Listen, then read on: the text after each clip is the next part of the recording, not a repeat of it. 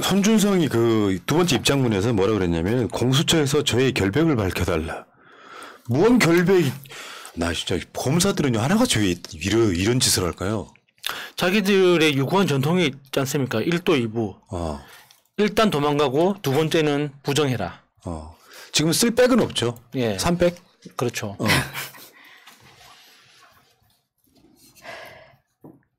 그러니까 이제 손준성이라고 하는 이자는 이게 위법한 상황을 이 텔레그램 탈퇴했다 그랬죠. 예.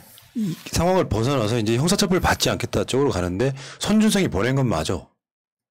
손준성이 보낸 건 맞아. 맞죠. 근데 공수처가 나에게 결백을 밝혀달라 이렇게 이야기하는 부분. 그러니까 그 결백이라는 건 그 고발장은 내가 작성하지 않았다. 내가 작성한 게 아니다. 나 말고 다른 사람이 썼고 나는 전달만 했다. 그러니까는 나는 제가 아주 약하기 때문에 크게 때리지 말아달라.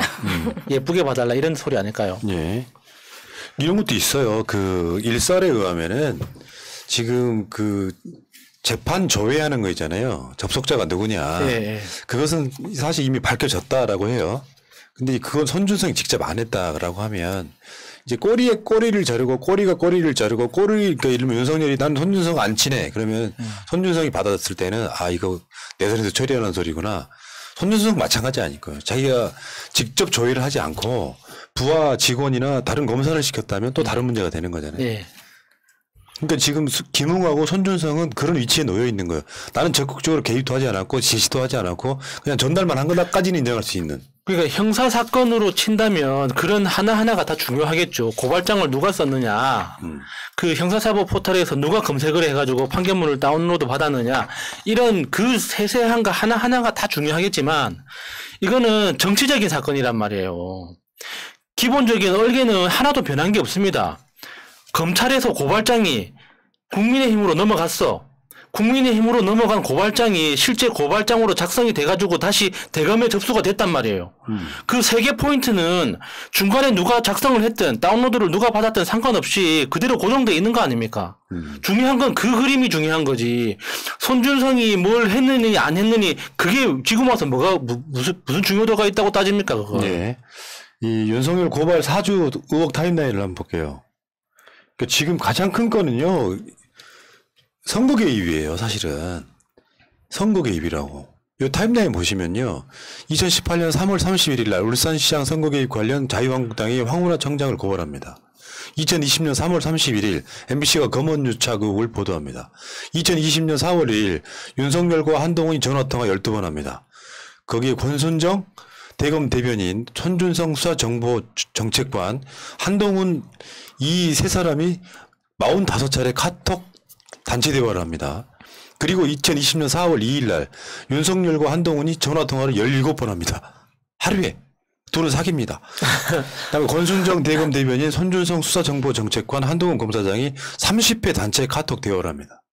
이게 다 연관성이 있다는 거예요. 4월 1일과 2일이. 그리고 나서 그 즈음에 여론조사를 봤더니 이게 총선 직전이잖아요. 4월 달에 있던 총선에 바로 직전이란 말이죠. 여기에 이 지지율이 더불어민주당이 43.2, 미래통합당이 28.8 나오는 그 시기란 말이죠.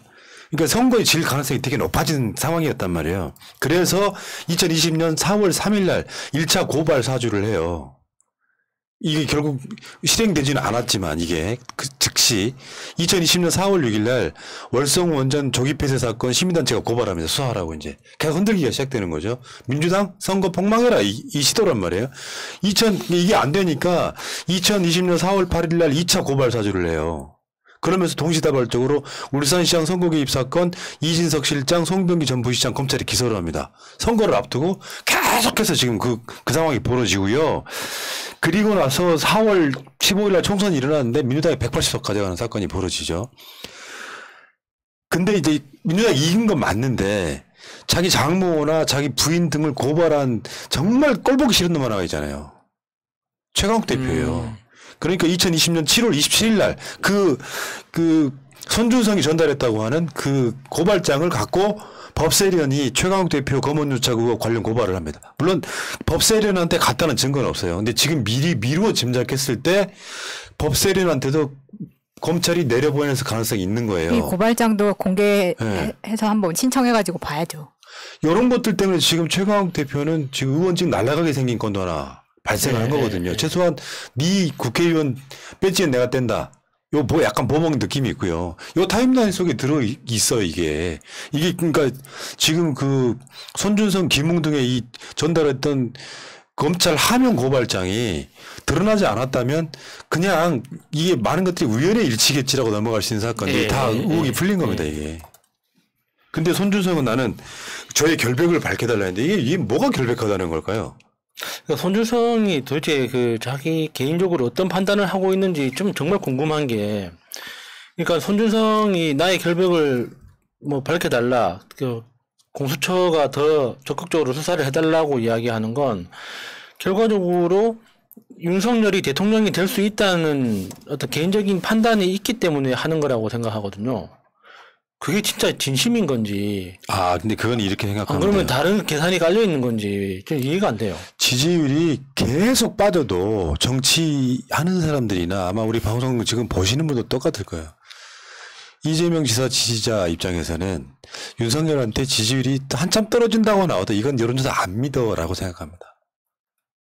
내가 아까 해드리는 말씀도 있잖아요. 뭐 응답률이 어쩌고 저쩌고 유선이 어쩌고 그렇게 자기한테 유리한 쪽으로만 생각을 하게 돼요. 그러니까 아직도 얘네들은 윤석열이 대통령이 될 가능성이 높다고 생각할 수밖에 없어요. 그래서 윤석열이 일단 본선에만 가면 이재명 등을 이길 수 있다고 생각하는 거예요. 최선을 다하는 거고. 그게 사람의 심리인 거지. 야, 사람이라는 게 그렇잖아. 내가 이를 들면 이재명 지지하는데 지지율이 어떤 여론조사에서 윤석열이 뒤지게 나왔어. 아, 이재명은 대통령 선거 안 되겠구만. 지금부터 까야지. 이게 됩니까? 불가능하지. 하기야 그러니까 고발 사주했던 4월 3일, 4월 8일 그 당시 그 이전에, 그러니까 한 2, 3월에 2020년 2, 3월 정도에 이제 그 검찰 개혁 관련해 가지고 검사들이 엄청 국회에 많이 왔다 갔다 했다잖아요. 그런데 그 당시에 이제 보좌진들 이야기를 들어보면 검사들은 당연히 민주당이 대패를 할 거라고 생각했대요. 얘네들 원래 그래 정할못이야. 정치는 몰라 이들. 그러니까 그 당시 미래통합당 이름이 너무 많이 바뀌어가지고 국민의힘이라고 칩시다. 그냥 미통당. 예. 그 국민의힘이 그 굉장히 과반 이상을 차지할 거라고 그 검사들이 내부적으로 판단을 하고 있었기 때문에 이런 고발 사주를 통해서 민주당을 엄청나게 압박할 수 있다고 그렇게 생각을 했다고 하더라고요. 그러니까 확실히 그러니까 교과서 말고는 공부한 게 없는 사람들은 그런 현실 감각의 한계가 분명히 있는 것 같습니다. 네. 근데 손준성이 저의 결백을 밝혀달라 이 말 자체가 되게 좀 가소롭게 느껴지거든요. 본인이 개인으로서의 결백을 밝히라는 이야기가 아닙니다. 본인은 대검의 수사정보정책관이었어요. 그러면 이 일에 대해서 본인 책임질 일도 있는 겁니다. 아무리 넘겼다고는 하지만, 그냥 넘긴 것밖에 없다고는 하지만 본인의 죄는 본인이 밝히시고, 그렇다면 이 고발장을 누가 썼는지는 본인이 실토를 해야 된다고 생각해요. 근데 이게 지금 민주사회가 오다 보니까 우리가 주리를 틀거나 할 수가 없어가지고. 대형 총장 뭐 하시는 겁니까? 그러니까요. 지금 인도는 압권장을 한데 져줘야죠. 그렇긴 한데 이게 지금 그걸 할 수가 없으니까 이 사람이 본인이 그렇게 억울하면 고발장 쓴 사람을 불면 될 거 아니에요. 그렇죠. 근데 그것도 못할 거 아니에요. 아니, 지금. 한동훈이랑 똑같은 거죠. 저번에 텔레그램 방을 탈퇴를 했잖아요. 예. 근데 어떻게 검증을 해도 저번 JTBC가 그걸 해봤더만 이렇게 탈퇴를 하고 했을 때 전달이 어떻게 나오고 어떻게 가지는지를 했는데 명백하게 손준성이 보낸 건 맞는데 얘들은 내가 봤을 때 법적으로 책임을 피해가는 일종의 스킬을 개발한 거라고 생각해요. 손준성의 워딩이 뭐냐면은 수차례 말씀드린 바와 같이 저는 본건 고발장을 작성하거나 고발장 및 첨부 자료를 김웅 의원에게 전달한 사실이 결코 없다. 완전 개 발뺌하고 있잖아요. 그러니까 이거는 예를 들면 그 조성은 등의 핸드폰만 갖고 검증할 수 없다고 생각하는 일종의 자신감을 얻은 것 같아요. 그래서 이거를 헛소리하면 나 법적으로 대응할 거야. 그러면서 얘가 현직 검사인데 윤석열식 물타기를 시전하죠. 공수처에서 현재 제기되고 있는 국정원장의 개입 의혹 등을 포함하여 공정하고 형평성 있는 수사를 통해 저의 결백을 밝혀줄 것을 기대한대. 그러니까 디지털 증거는 손준성이 보낸 게 확실한데도 불구하고 정말 뻔뻔한 거짓말을 하고 있는 거예요. 일단의 어떤 자신감이 생긴 거죠. 그러니까 한동훈 케이스하고 똑같은 거예요. 한동훈도 그렇게 자기가 억울하다면 이동재 고소하면 끝나는 건데 자기의 결백을 증명할 수 있는 핸드폰을 까지도 않고 이동재를 고소하지도 않잖아요. 그러니까 손준성도 마찬가지죠. 그렇게 억울하면 자기 핸드폰 까면 됩니다. 나 깨끗하다고 까면 되죠. 그러면 다 밝혀질 거 아닙니까? 그리고 그 고발장을 내가 작성하지 않았다면 나랑 같이 일했던 부서의 누군가가 작성했거나 내가 그 문서를 어떤 경위로 취득했는지 내가 작성한 게 아닌데 내가 보냈다면 어디선가 발견을 했거나 길 가다 주웠거나 어떻게 했을 거 아닙니까? 그러니까 그럼 출근하는 길에 주워가지고 한번 찍어서 보냈습니다. 그렇게라도 말을 해야지. 내가 아닙니다. 그럼 뭐가 아닌지를 이야기를 해야 될 거 아니에요. 그러니까 이게 말이 안 맞는 거예요. 손준성 씨도. 근데 요거는 또 이런 측면도 있죠. 손준성과 윤석열이 일심동체라고 볼 수도 없는 측면도 있어요. 이런 메시지는 윤석열한테 보내는 메시지라고 해석하는 전문가들도 있습니다. 내 손에서 안 끝내. 뭐 이런 메시지들이 있잖아요. 나 버리지 마. 아니 지금 디지털 증거는 확실하게 나와 있지만 요거를 또 손준성 핸드폰이 지금 저쪽으로 넘어갔다고 하거든요. 압수를 한 거야 공수처에서. 그러면 그 아이폰이잖아요 또. 뭐 여러 가지 과정들이 있는 거예요. 예. 근데 진짜 다른 걸 떠나서 분노스러운 거는 디지털 증거까지 확실하게 나왔음에도 불구하고 난 그런 전달한 적이 없다고 얘기하잖아. 저번엔 작성한 적이 없다고 그랬어. 이게 우리나라 검사예요.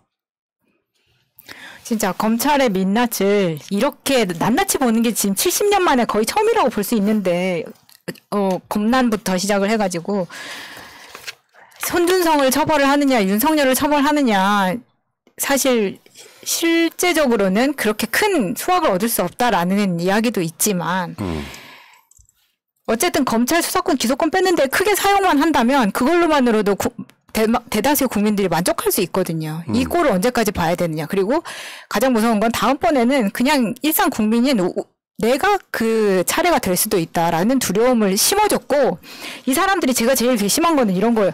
300만의 촛불이 검찰청을 둘러싸고 그렇게 구호를 외치고 난리를 쳤는데 얘네들은 안에서 이 짓거리를 꾸준히 계속했다는 게 분노스럽거든요. 그러니까 밖에 무슨 대통령이고 뭐고 간에 일반 시민 촛불을 들었건 어쨌건 아무도 무서운 게 없었다는 거예요. 예. 이걸 누가 잡습니까? 그러니까 수사권을 완전히 박탈해야 될 필요가 이제 다시 한번 확인되는 거죠. 거기 이 검사들이 이런 짓을 할 수 있었던 이유가 이 모든 행위는 검찰 내부에서는 다 합법인 거예요.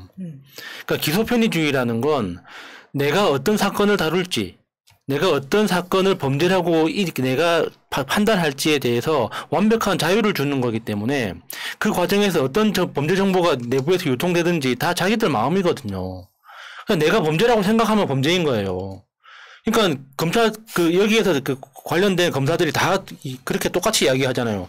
법적으로 합법적으로 주어진 권한 안에서 수사를 집행했다 이렇게 이야기를 하잖아요. 그 말 자체가 틀린 게 아니라는 거예요.